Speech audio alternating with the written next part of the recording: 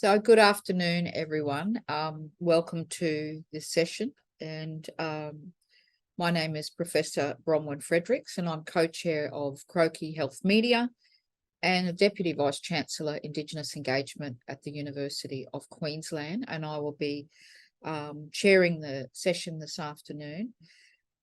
I'm on Yagara and Turrbal country in Brisbane, and I acknowledge all the lands on which people are zooming in or teams into this afternoon, regardless of where you are within Australia and the land base, and elders past and present, and acknowledge the custodianship and the ongoing custodianship of elders, and that it always was, is, and always will be Indigenous land, that is Aboriginal and Torres Strait Islander land. I want to introduce each panel member, and I can see the people as the tiles move around, but I'll talk to them and you'll please give a wave whose name I call. So we've got Adjunct Professor Janine Mohamed, and Janine is there, and she is the CEO of the Lowitja Institute. I have the Honourable Mark Butler, Minister for Health and Aged Care for Australia. Amy Gordon, First Nations Referendum Director at GetUp. Professor John Boffa, who's from the Central Australian Aboriginal Congress and Professor of Primary Healthcare with Charles Darwin University, we also sometimes know as CDU. I do wish to acknowledge the Croaky Health Media directors and members and Croaky supporters who are participating today. And Croaky wouldn't be able to be possible without all the supporters and the volunteers that are board members and directors, and people also that write articles for Croaky. So we thank all of those people. The Croaky journalist and editor, Marie McKerney, is live tweeting for us today, and she'll be writing up an article after this event. Please tweet and use the hashtag #Voice4Health. That's #Voice4Health. And please post comments and questions in the chat if you're online today. If you're watching this back as a recording, you won't be able to. If there's any questions to people later after today, please send them to Croaky for someone to respond. If there is anything you want to remain private, please say, including what you want to write in the chat, and that will come through to the moderator. A reminder, we are recording this session and it will be published at croaky.org. That's croaky.org. The session will conclude at 6 p.m. Australian Eastern Daylight Savings Time. I'm in Queensland in Meanjin on Turrbal Yagara's land, so it's earlier for those people who are like me in Queensland. It will be 5 o'clock, but otherwise it'll be 6 p.m. The Croaky team will stay online with anyone who wants to stay online to have a chat later after the conclusion of the formal session. If people want to talk, and that will be live then for half an hour afterwards. This session will be around having some questions and then having some discussion from the questions. I will move the questions around to the panelists that we've got this afternoon. I do want the session to really set some scene for any further dialogue that we may have or reflections on where the campaign's at. In terms of the conversation, to be acknowledging any differing points of view, including coming from any questions that people may have that they put into the chat. I would love and like and prefer the discussion this afternoon to be really respectful and to happen in a good way for both the panelists and also the participants, and then later for people who are watching it online. And we think about that. They could be watching it pre-Saturday the 14th or post Saturday the 14th as well. Helpline numbers are in the chat as well, and someone has put them there from Croaky. So I'm going to start off with the question straight to you first, Janine, and then I'm going to ask the same question to John Boffa and then to Minister Butler. And that is in regards to a yes outcome. If we go to bed Saturday night, we might wake up in the middle of the night. I don't know. Some people might be edgy to know an outcome. Or we hear on the Sunday, the morning, the 15th, that a yes outcome has resulted. What tangible difference for your work and roles would a yes outcome give? And I'm going to ask you, Janine Mohamed, that question first. Thank you, Annie Bronwyn. Well, I think first and foremost, it would make a huge difference in our work in that, you know, all of the work that we've put into this campaign has resulted in the outcome that we desired. So our spirits would be lifted pretty high. We'd feel very supported and valued by the Australian public. I think for us, there's so many inefficiencies, and recently Lowitja Institute has put out a paper on the economic inefficiencies that the yes outcome would bring to all of us, even the naysayers. I've said it a few times before because I am a health professional, and I'll say it again. When we know that when people are involved in the decisions that affect them, we get the absolute best outcomes. So through the voice, I think we can work, you know, on our topic at the Lowitja Institute, which is Aboriginal Torres Strait Islander-led research. I think we could probably work to have a nationally led research agenda that would be directing monies where it's actually needed. In Aboriginal Torres Strait Islander health research, so much of the issue is not actually about how much money is spent, because there is actually a lot of money in the system. It's where it actually gets to. So the bucket of money for Aboriginal Torres Strait Islander health would actually be able to be directed to Aboriginal Torres Strait Islander researchers on the topic that we as Aboriginal Torres Strait Islander people feel are a priority. But I suppose in a nutshell, that would mean that research would be actually done by and with us, and not about us and on us, and we'd end up with better quality research. And importantly, what we talk about is knowledge translation, you know, that the research findings gets directly translated back to community, and then they can incorporate that into their health programs, and we end up with positive health impacts. There are lots of other secondary effects, I think, to an Indigenous-led research agenda and research being led by Aboriginal Torres Strait Islander researchers. There's the you know, economic development of money going into our communities, career progression. You know, families and communities may not have had this opportunity before, and it's opening up a whole new field of career and workforce capability and capacity. Increased health literacy in the home. I think probably to add to that, better awareness nationwide of our invaluable cultural knowledges. So I think that's instantly what would probably be, you know, an impact for us at the Lowitja Institute, thinking about the possibilities of what now can be and the efficiencies that we could find in the system. You know, being able to talk to Minister Butler's department and then to Parliament on what the budget is doing for our people's health would be enormously powerful, and it would save those inefficiencies in conversations with people that actually can't make decisions. And an opportunity that I think about off the top of my head is birthing on country and models of maternity healthcare. You know, we've saved almost $5,000 per mum and baby in South Queensland, you know, on being able to deliver birthing on country.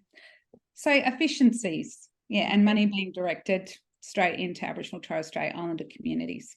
Yeah, I know, Janine, just building on that, some of the work that I did previously in my role as Commissioner for Queensland Productivity Commission, and the presiding Commissioner for the inquiry into rural and remote or discrete communities, and the things around, you know, the money wasn't what was communities were asking. It was about how they could be efficiently managed and have a greater say in those. So, you know, certainly that's something I think a lot of communities would be looking forward to. Looking at that rural and remote and regional communities, John, I'm going to go to you because we've heard a lot in regards to, you know, remote communities and remote communities understanding of the voice or the outcomes it might make. What tangible difference do you see a yes outcome would make to your work, you know, from the health service there? Look, from the first thing is I think it'll be a very meaningful thing for a yes vote for a lot of Aboriginal people. We know that individual and collective self-esteem and control is a major determinant of health. And I think a yes vote really goes some way towards addressing the history of racism that many Aboriginal people still experience in their day-to-day lives. So I think it would be very meaningful. and go some way to helping empower people, lift self-esteem, lift the sense of control, which we know are really important in addressing health. But in another way, I think that the other real benefit for me is addressing the broader social determinants of health. The health sector in some ways has been privileged. So I've been up here for 35 years now working in Aboriginal community control health services. And in all that time, there's been major gains. So since 1998, we've seen the median age of death of Aboriginal people improve, for Aboriginal men improve from 45 to 58 years. And we've seen the median age of death for Aboriginal women improve from 55 to 66 years. That's a very significant gain, but very recent. The precursors for that change began in the late 80s when the Aboriginal health leadership, through the Aboriginal Health Service, pushed for an independent inquiry into the hospital system, which was led by Professor Charles Kerr, because they saw people dying in hospitals in ways that should never have happened.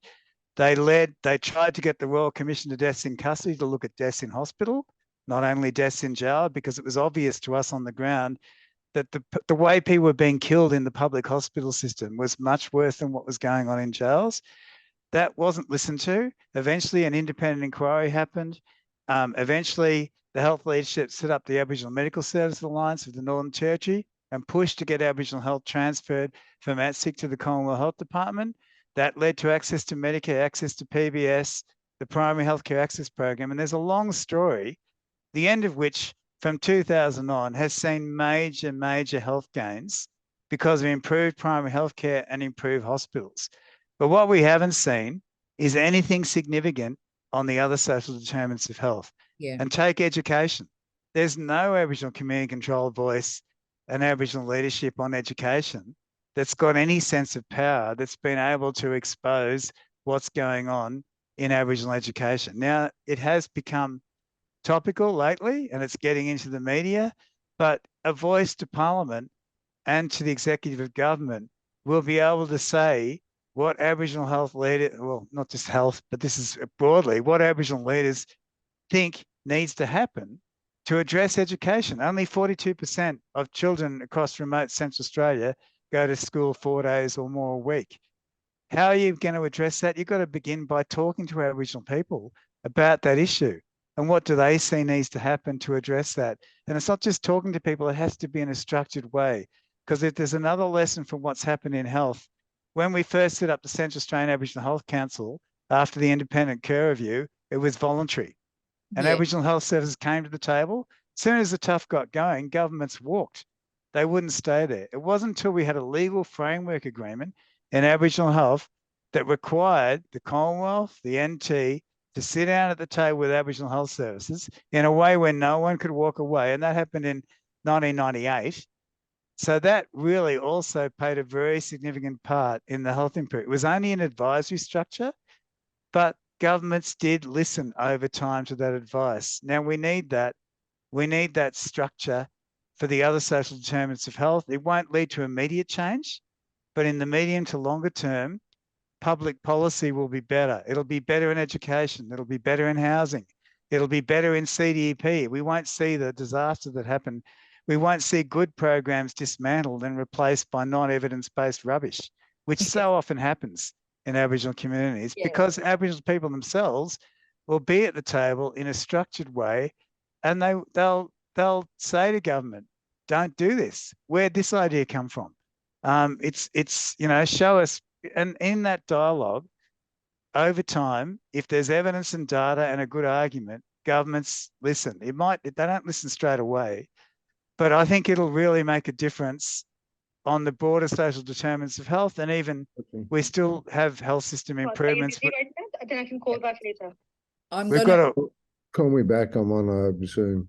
If you're online, please, can you put your phones or your Zooms on mute? Thanks. Thank you. Thanks, John. Great examples there. And being in the health sector and the education sector, I can tell you there's no bodies as you described in education or in some of these others. And what you're saying about evidence, there is a plethora. There is piles of evidence. So it's about trying to get government at times to not pick and choose or have things on opinion, but base decisions on evidence. I'm going to turn to someone who's with government, is the minister now. So we've heard from Janine in terms of the research space and that peak body rep body space, and we've heard from John Boffa in regards to how it is on the ground for him in terms of the health service and the community control health service movement. Now move to Minister Butler to ask you the same thing in regards to how you see things in regards to tangible difference for work and roles if we have a yes outcome on the 15th. Thanks, Bronwyn. I'm coming to you from Ngunnawal and Ngambri country, and I pay my respects to elders past and present from this part of Australia. I'll give that answer as the health minister rather than as a broader citizen of the country, because I think, as Boffa said, you know, a yes vote, I think, has enormous potential just to lift the country up and to give us all a sense of having righted a very, very long-standing wrong, that this was somehow vacant land when the British arrived in the late 1700s. The only of the British colonies to have been declared terra nullius, of all of the colonies right across the world, to pretend that there weren't somewhere between 750,000 and 1 million Aboriginal and Torres Strait Islander people who had been here for longer than any other continuously surviving culture on the face of the planet. I mean, this for me would be an enormously unifying, uplifting moment as a citizen. But as a health minister, I guess going to the nub of your question, Bronwyn, as Janine said, a good doctor, a good health professional listens carefully to their patient. And a good government and a wise parliament should listen to a group in the community that has experienced more disadvantage than any other group. And I think that's just a good way to make policy. And it brings with it, as Boffa was saying implicitly, I think it brings with it a level of accountability and responsibility that's not been talked about much. Value for money in the disbursement of taxpayers' money. I mean, with that voice goes the ability to and the responsibility to show evidence and show results. And I think obviously that would be of benefit to everyone. But I think the key for me is being able to build on the extraordinary work of community-controlled health in this sector and scale it up. So scale it up through the community, because still, as big as the community-controlled sector is, it still only provides care to about half of First Nations Australians. So how do you continue to scale up? How do you continue to implement the commitments in the implementation plan for closing the gap to transition Indigenous health services from non-Indigenous providers to Indigenous health providers? All those sorts of things I think would be a benefit. But the game changer, I think, is to join up, as Janine and Boffa described them, the social determinants of health, or as me as a minister would describe them, the sort of portfolio areas. Yeah. And when I was asked, when I was appointed Social Inclusion Minister by Julia 12, 13 years ago, what is social inclusion about? For me, it was not particularly about finding new ways to tackle disadvantage, because there aren't that many new ways. It was about joining up all the silos. And so, to take an example that I've talked about a lot through this campaign, rheumatic heart disease. Of course, as a health portfolio and as health practitioners, you know, there are health responses to rheumatic heart disease. You know, we can get more echocardiograms out, we can get better responses to the symptoms and the disability caused by this disease that is otherwise unknown to developed societies.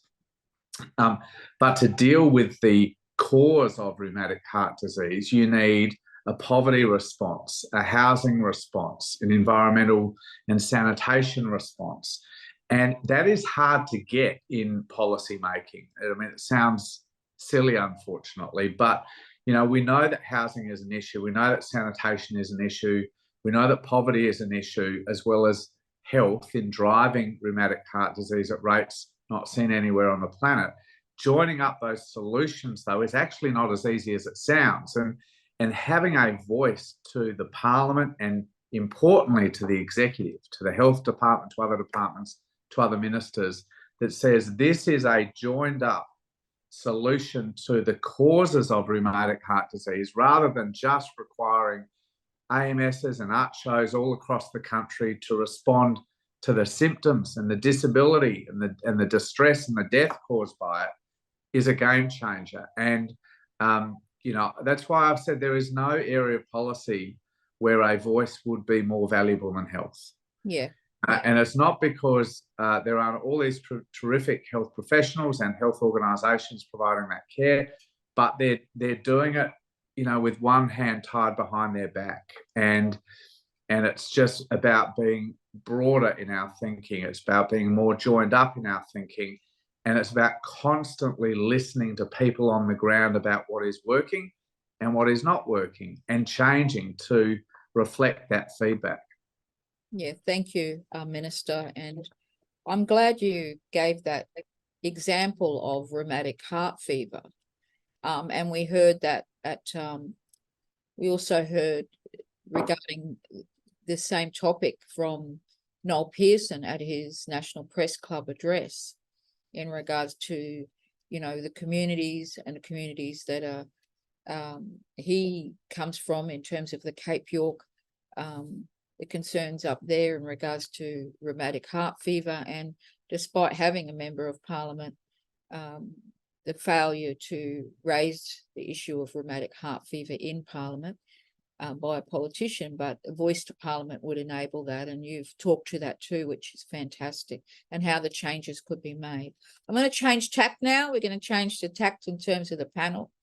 And I'm going to go to you, Amy, to talk about, you know, the campaign itself and what we've seen over the time of the campaign, and what have been some of the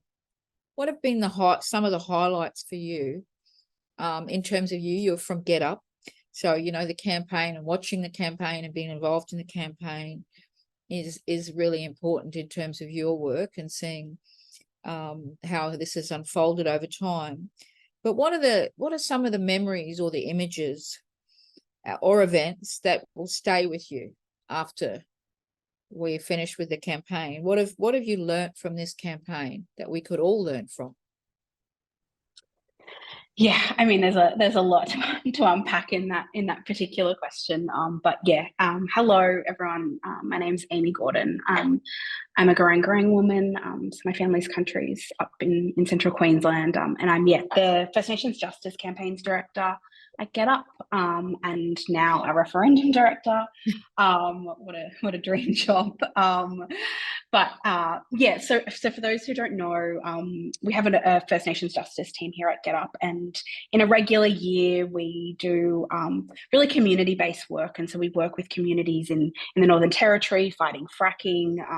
We're working on the Common J Walker inquest at the moment, which is one of the largest inquests in this country's history. Actually, 2 weeks after the referendum, we have Rolf giving evidence. And so, you know, outside of this moment, we are in community, working with community. And so for us, you know, 5 days out, you know, we've been working on this thing for a long time now. But for us, this was about, we've never had a moment where our political class, our media class, the general public was talking about us and our communities and, you know, what we've all been talking about for decades. And so for us, it was about using this particular moment to talk about the demands of our communities. You know, we talk about treaties, we talk about truth telling, we talk about deaths in custody. It was about galvanizing this moment. And actually, you know, we, as a start of this, we did a really thorough research project called Passing the Message Stick, where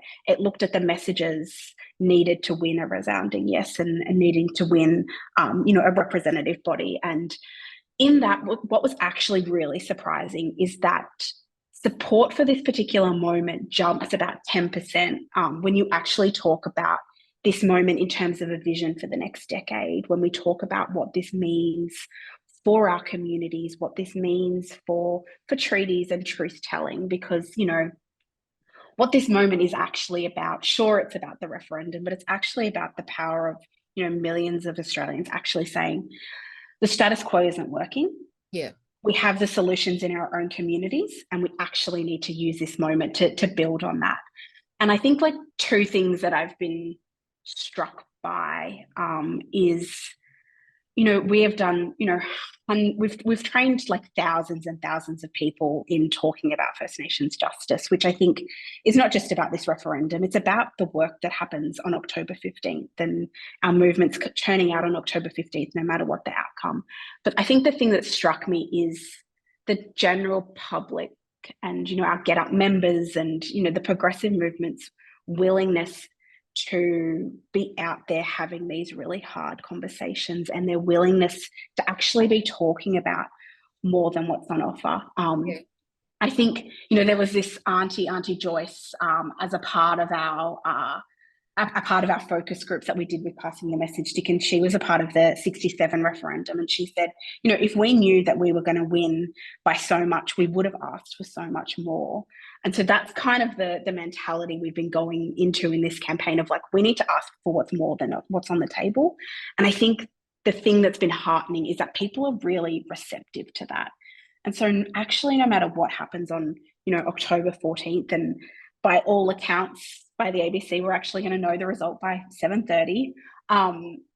You know, no matter what happens, we've built this incredible base and community of people who will be fighting on October 15th. And I think that's really crucial because we're going to need it. No matter what the outcome is, we're going to need it to fight for all of these things that communities have been demanding. And so building that movement of First Nations justice is really important. And I think the other thing is, I've just come back from Bamaga, was up there last week on remote polling. And, you know, I think the thing that, you know, we have been hearing a lot is that, you know, a bunch of communities haven't known about this referendum, don't know what this is, and just haven't heard about it. And I think there's been two conversations that we've been having when we were up in Bamaga. One was like, you know, mob were like, what is this? We haven't heard about it. But when you actually sit down and talk to them, they're like, yeah, that just makes sense. Like, actually, our communities know what's best. We know where money and resources should be going, and we should be having a say. And like, I think our general assumption is that will also show up in the polls, that overwhelmingly we've been seeing, you know, our team has been in Borroloola and Bamaga and, you know, APY lands doing voting. And I think that's been the overwhelming response, is that actually our communities are really supportive of this thing. And so I think, you know, hopefully that holds true on October 14th. But I think that's the thing that's really struck me, there has been this desire in our communities because we know what's best, right? And so I think those two things are really important to cling to no matter what the outcome is. Thank you, Amy. That's great. And how amazing to have all those experiences, but also then to hear the realisation communities. In essence, they know what it's about because they understand that, but they've also been saying that for a long time in terms of what they want to. And, you know, our communities have these structures already built in, right? Like, we have ways of being and ways of making decisions in our own communities, and that's exactly what this is about. That's right. I'm going to turn now to the reflections that have been part of the campaign, or not reflections, but part of the campaign, but in regards to the media's role in the campaign. And any reflections, Amy, from you on the media's coverage and the role of this referendum? Yeah, look, I think this is something we have been,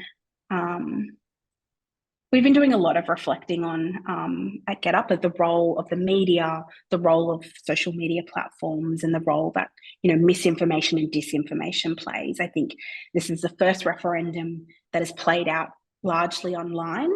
And I think largely we have seen disinformation and misinformation thrive, and the role that, you know, the Murdoch press plays. You know, right at the start of the campaign, they launched their 24-hour news channel where it's largely their commentators, not their, you know, political journos, spilling out just misinformation and absolute lies. Like, let's call it what it is, it's lies.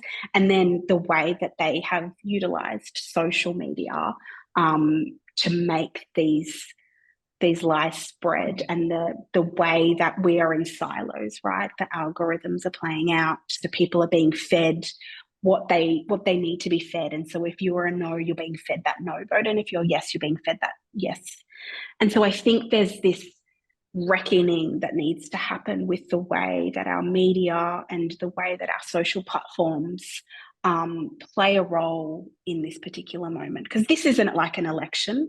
This isn't about political parties. It's not about, you know, political personalities. This is about our communities, and there needs to be a reckoning of the role that they play. And I think for me, the best type of media that's come out of this is through Black media. That's right. Yeah. You know, independent journos out there is actually being, you know, you guys, like the work that you do, like that's actually where some of the real incredible journalism that's been happening. And I think we need to look at how we bolster that, as well as fighting the misinformation and disinformation through the media, but then also our social media platforms. Thank you, Amy. Thank you for that. I'm going to go to the Minister, Mr. Butler, on this same question, because you'd have similar but also different understandings of the media's role and coverage of this campaign and the referendum.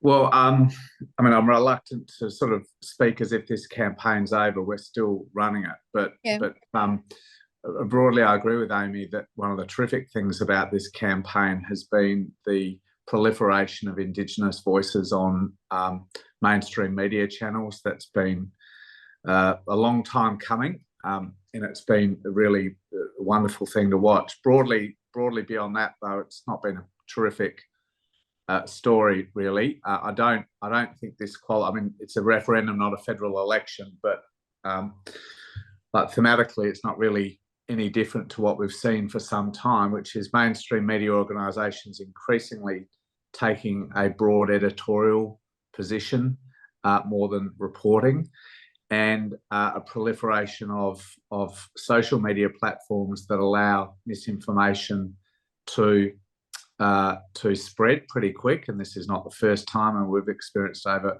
a number of federal elections going back some years now.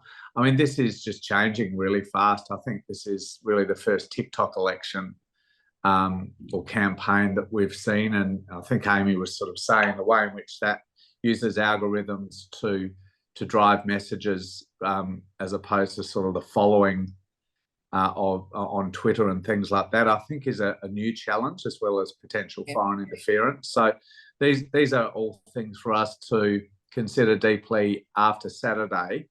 But you know, we're no orphan in this. As we look at campaigns and elections around the world, it's a pretty toxic social media environment that we're all battling against. There's the odd terrific piece of you know, independent work, but that is becoming less and less common across a range of different platforms that spread rubbish and some really harmful stuff. I think we'll get to a point of talking about the mental distress that's been caused, particularly to First Nations Australians through this campaign. We've been monitoring that very closely, as you'd imagine. In government, we had some resources out ahead of time because we knew that this would be a very real reality. But some of the extraordinarily toxic, harmful material going through social media is something quite new. Yeah.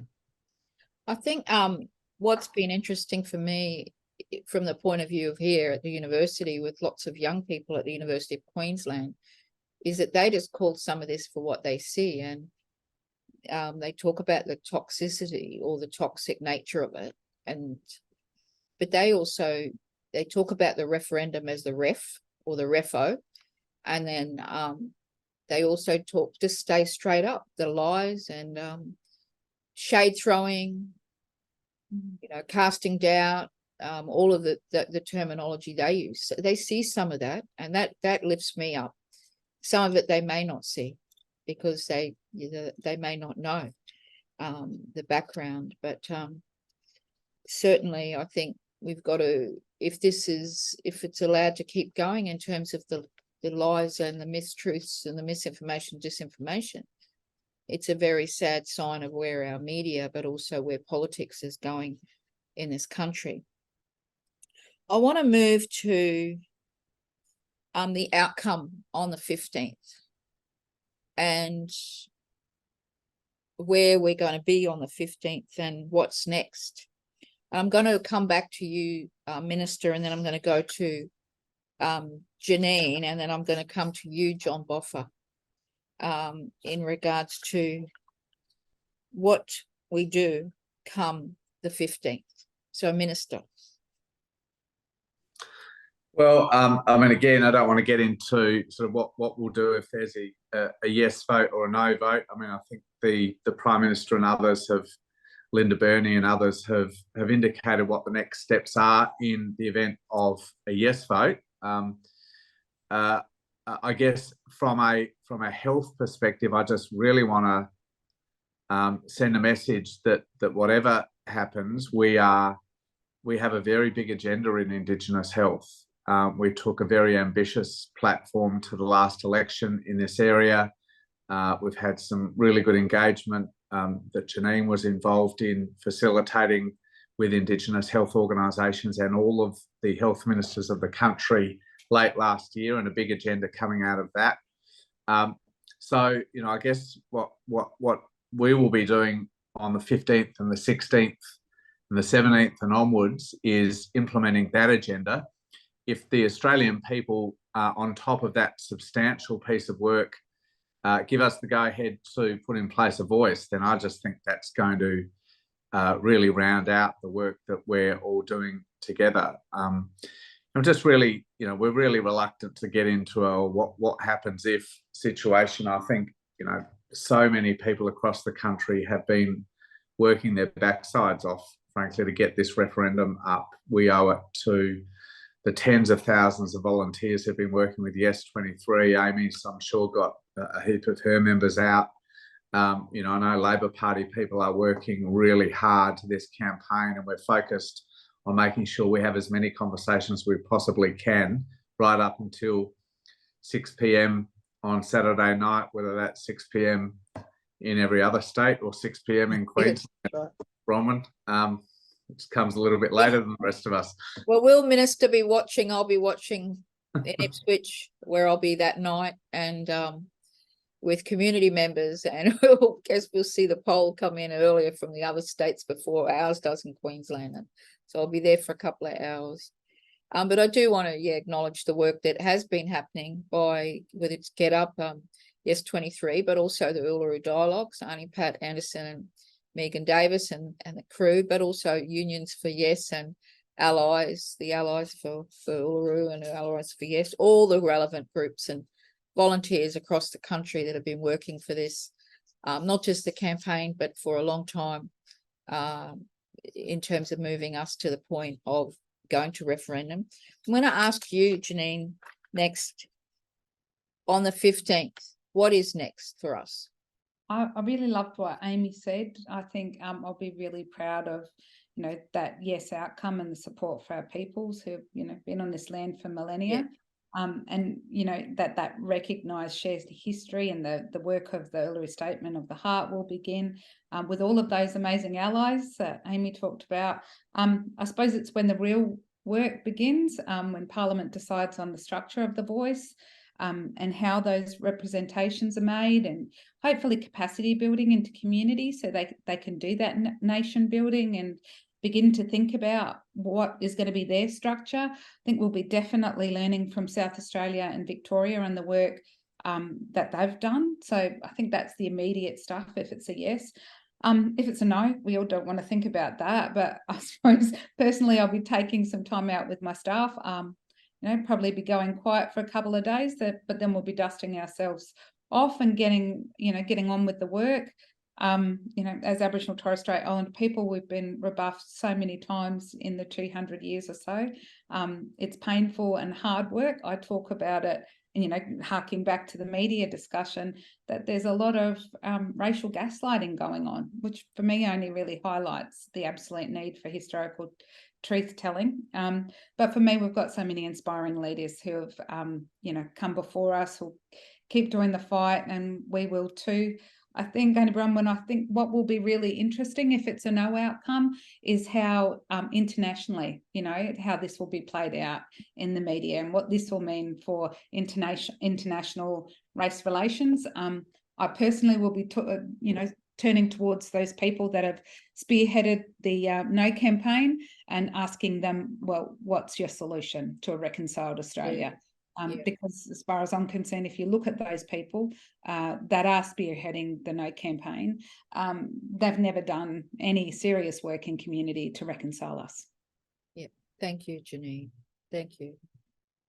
John Boffa, we know you're having a big concert on the Sunday, but how are you planning to manage that and do that? I'm not asking for the ins and outs, but just on the 15th, what's next? What's during the concert, and then what's after that? Well, the first thing to say is that for some of the no voters, they think a no vote is a vote for the status quo or for no change. But a no vote will fundamentally change this country. It means Australia is less compassionate, less rational, less able to think about the needs of disadvantaged people. And it'll fundamentally change the relationship between Aboriginal people and the state. So it's certainly not a status quo vote. So any of the no voters out there who are thinking about changing their mind, if they think what they're doing is voting for the status quo, they're not. They're actually voting to fundamentally change the nation. So it'll be devastating. And so, yes, the next day on the Sunday, Congress, the Central Australian Aboriginal Congress turned 50 this year. So we're having a concert to celebrate turning 50. But what's important about that is to actually get people together to rebuild collective solidarity, to talk about the way people have achieved so much against all the odds, because a no vote means the struggle continues against the odds, even harder. And people have achieved a lot. As I said before, we've seen a very large improvement in health in Central Australia, in spite of poverty, very little improvement in education, no improvement in employment. So things have been achieved in spite of adversity, in spite of terrible odds, but that's been done through collective action, people working in solidarity with each other and other like-minded people. And we need to I think it's going to be really important to celebrate that story and to celebrate what Aboriginal organisations have achieved in spite of a no vote. And to help us do that, we're going to have Coloured Stone and Black Bella Music and Paul Archie and a whole range of great musicians and speakers. We organise this concert not based on a no vote, hopefully based on a yes vote. It'll just make beautiful. the celebration so much greater. But it is important, if it is a no vote, we get as many people as we can together on the Sunday and reset and celebrate what people have achieved historically and what can still be achieved in spite of what we're very clear, an Australian population that still doesn't recognise the history of the country, the struggles that Aboriginal people are going through, the extreme poverty and disadvantage that uniquely Aboriginal people experience, unlike any other group in the country. So I think it's going to be, it'll be a devastating blow, and it'll completely change the nation fundamentally. And I think we're going to have to rebuild. Yeah, thank you, John. I know for us, we are having some time off with, we've got about 160, 170 Indigenous staff here at the university, and we're taking time out regardless of the outcome, off campus, to do some work with elders and some quiet work and music, nice food, and counsellors, because either way there will be an altered emotional state or how people are feeling, to care for people, and there'll be heartbreak regardless of the outcome, in terms of how people manage. But I just want to share something that happened to me today before we move on. That this is I came back to my office, and there's a little card and a note with this heart, and I think it symbolizes, Janine, some of what you said, and some of what you said, Minister and John. And it's about this woman has written to me, Jody, that about the hearts. And when I talk about the Uluru Statement from the Heart and the yes, I mention hearts, and I wear hearts every day, and people gift me hearts from anywhere in the community and here in the uni. And I came back to my office, and there's a little object here with a heart that this woman made with her daughter about this. So I think, you know, those relationships that are formed not just with and across Indigenous community, but non-Indigenous community. Yesterday, I spoke with an Islamic group and about the voice to Parliament, and similarly, that relationship in that context at the very deep thinking and talking level would not have happened. And those conversations have been happening all across Australia during the campaign and pre the campaign. And I'm really thankful for that. And I think that changes the way going forward that way, but there's also other changes. I want to now ask each panel member to think about and give some advice to the Croaky readers and the participants on providing care and support for this time in terms of for First Nations people in the period ahead, from today and the period ahead, as we find out the outcome. What advice would people give? Amy, I'll go to you straight away. What advice would you give people? Yeah, we've been talking about this a lot. And yeah, we've done a bunch of like social comms and comms to our members and that about this. And I think particularly for mob, you know, I think Janine, you mentioned like the right, like we've seen the racism spewed in our media and on social media, and like everyone is feeling it. Like, you know, I think there are group chats happening all over the place of how people are feeling and what's been happening. And I think, you know, for us, I think there's a couple of things. One, there are some really great like support services out there. 1-800-YARN for mob, all of the support services, you know, use those available because they are really, you know, culturally safe, and they're really great services. I think the other thing is just like be with your loved ones, be with your mob, be with your family, like turn off social media. But I think, yeah, particularly this week and next week, I think just be with the ones that lift your spirit, go back to country, and just be with your community. I think, Bronwyn, your plans for post-referendum sound really beautiful. And so I think do those things and get away from these spaces because it has been really rough. And I think that's just like, let's try and hold each other in this moment. I think the thing is, for people who are in the helping professions and health professions, it will be important to deal with the issues straight up, because we all have jobs to do. So even here, we'll have to work with students going forward. Indigenous or not Indigenous, students aren't going to go away. And people who are doctors or health workers are going to have the same issue, because patients and communities in need are going to need them. So people will be carrying their own pain or hurt and heartbreak or happiness, but also unsure at the same time, you know, and how to manage that, and wanting to celebrate while also having to serve community members. Minister, let's hear from you. What advice would you give people? Well, I mean, I'm not really in a position to give advice. All I can say is that we've been conscious to make sure that we're providing enough support to those organisations we fund. Amy talked about 1-3-YARN, which is run essentially by Lifeline for First Nations Australians, and they've reported a more than 100% increase in their call numbers. But it's not just the numbers, it's the complexity and the duration of their calls that are a real concern to them. In budget, well ahead of the referendum campaign, obviously, we allocated $10 million, or a bit more than $10 million to NACCHO to provide additional mental health support services through the community-controlled sector. We've had to provide additional funds to 1-3-YARN just to deal with that enormous demand.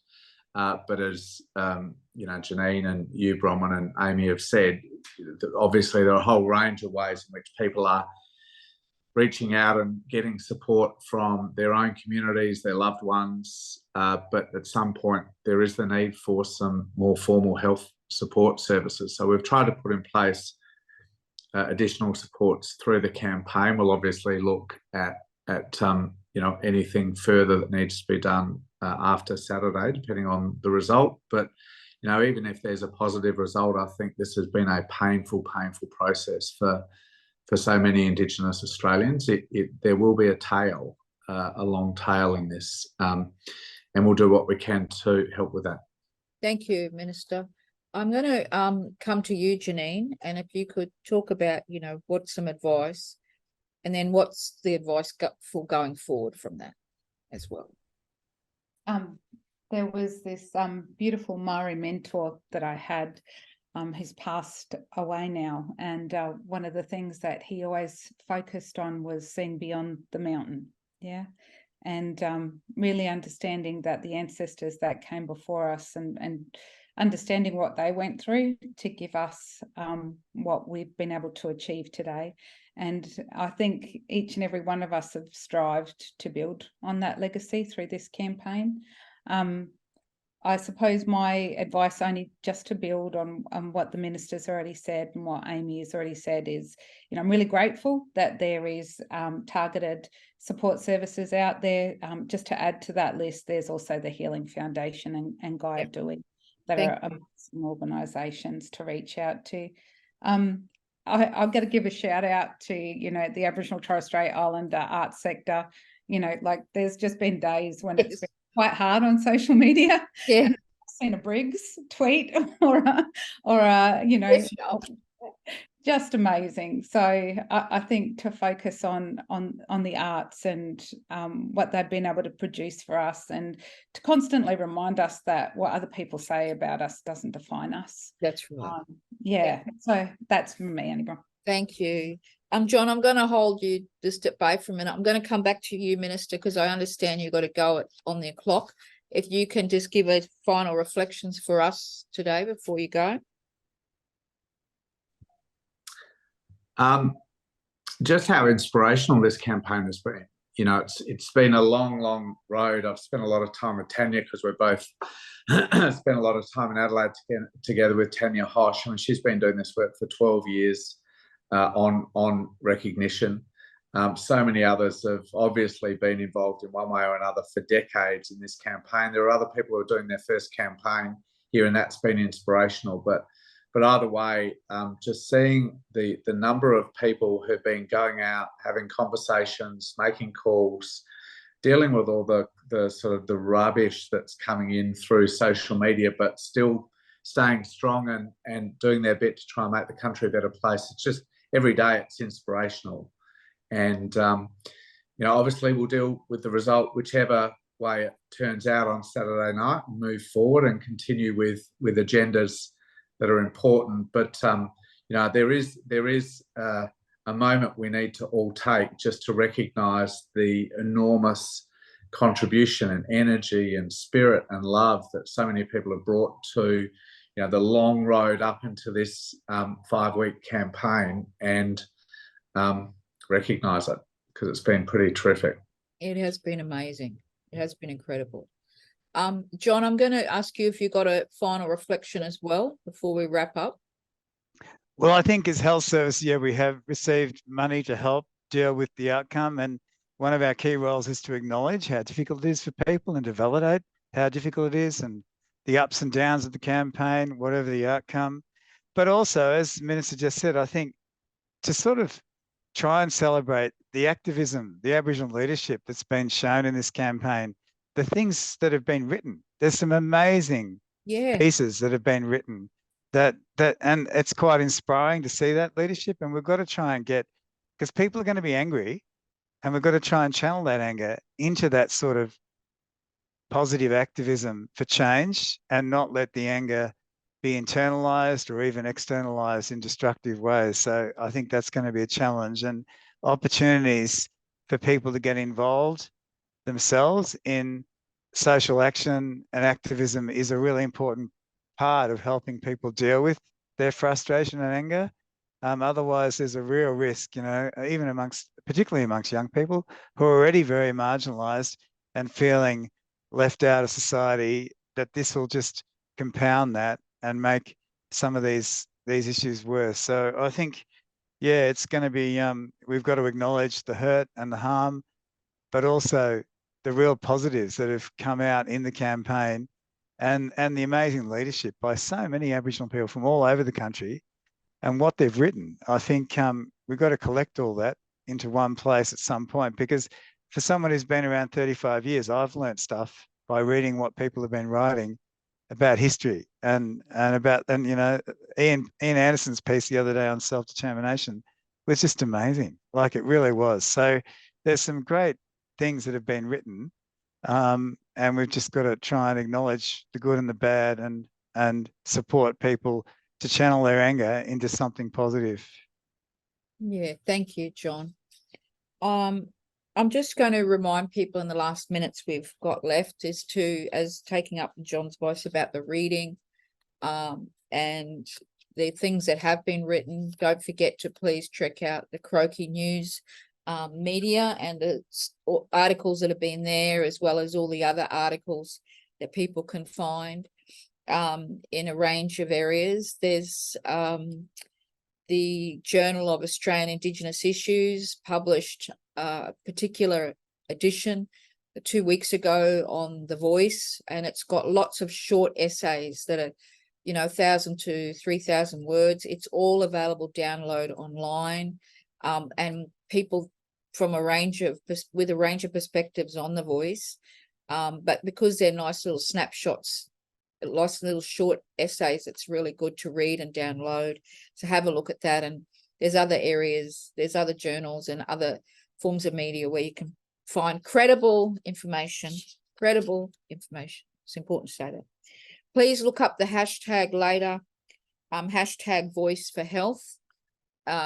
Remember that, look at the tweets, repost them if you want to, or feed into comments that you may have into hashtag Voice for Health.